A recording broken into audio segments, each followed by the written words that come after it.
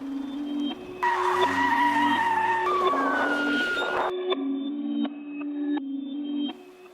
guys, welcome to the channel. My name is Paul and you're watching Smrtman. In today's vlog, I'm going to tell you 5 things I love and 5 things I hate about my 2008 Smart Fortwo Cabrio. Let's get rolling. The first thing I love about this car is the size. I can fit it between both of the lines in one parking spot. By size, you'll notice that there's actually tons of cargo room back here. If you didn't already, watch my video on how much stuff fits into a Smart Fortwo. Now, one of the few things I don't like about this car, and by meaning I don't like, it's not that I hate the car, it's just things that I don't like. These little sun visors. If you look, you turn them to the side, look at that. It's not even blocking the whole window. These little sun visors are a joke, you might as well not even put these on. Now, one of the things I do love about this car, which comes in at number 2, is the quality of the materials. In this car, I have leather seats. I have nice touches on the dashboard, soft materials, leather wrapped steering wheel. And you got some good quality materials. And not only on the interior of the car, the components of the car feel solid. It doesn't feel cheap. When you knock on something, it doesn't feel plasticky or anything. And that's one of the things I like about this car. Now, speaking of quality, the one thing I wish that Mercedes would have fixed with the smart car is the transmission. Now, the current generation smart car had a completely new transmission put in. However, this transmission, you shift it, you wait, kicks in the gear. I like it when it's in manual mode, but trying to drive this car in automatic, it's just slow. So I was talking about the transmission. I'm in first gear, about ready to go, and let's go. And you're gonna see me shift, go, in gear, there we go. Shift, in gear. See how long it takes? This car has a gearbox out of like a clock, I swear to God. Now, you guys will notice that I'm driving now. The reason why is because my next point, which I already did the filming for, is the engine's in the rear. And it's rear wheel drive. And you can turn traction control mostly off in this car.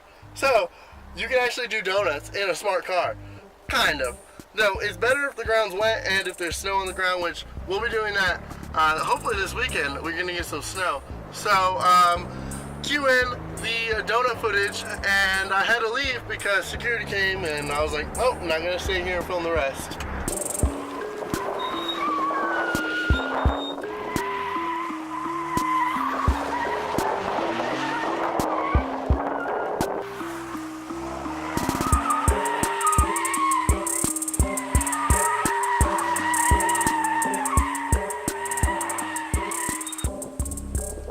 I hope you guys like that footage. Now, the car is a little hard to get sideways because it's so small, it doesn't have enough power to get the back wheel spinning, and there's a little weight.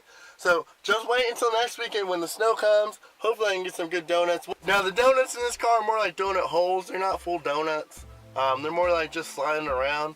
However, it's still fun to let the little car loose. You wouldn't really expect it from a car like this. One of my most favorite parts about this car is the convertible rear. You can use the key and it will automatically open the roof if you just hold it down. Oh yeah, look at that bright sunlight coming in. And we got tons of headroom. You'll see right here we got the roof switches. So we'll just hit that and it lowers down that back roof. So you feel like you're in a completely open convertible.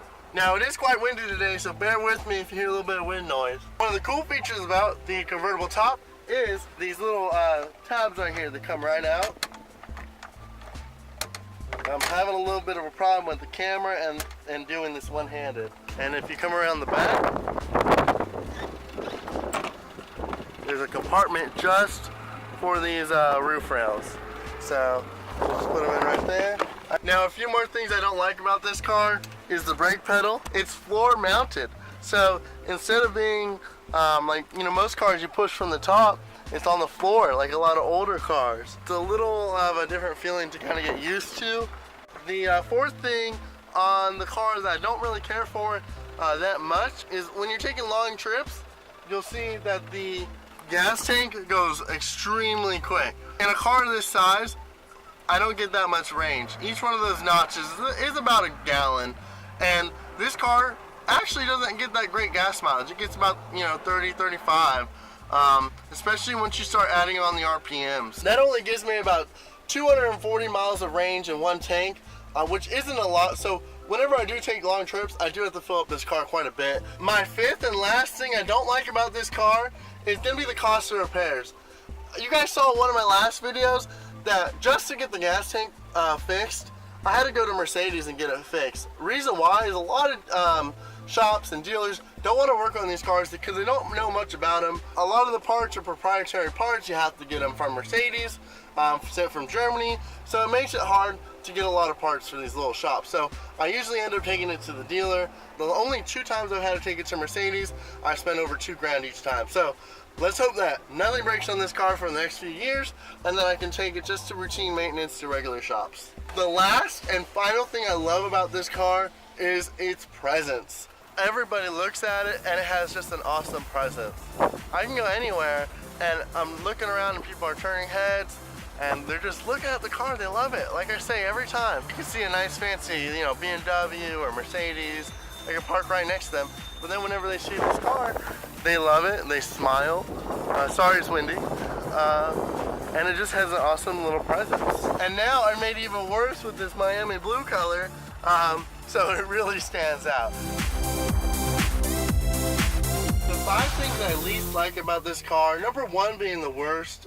Number 5 would actually be the sun visors. Number 4 would be that brake pedal. Number 3, range with the, you know, fuel economy and so on. Number 2 is definitely the transmission. And number 1, the big one, is the cost of repairs. It's so expensive to fix this car.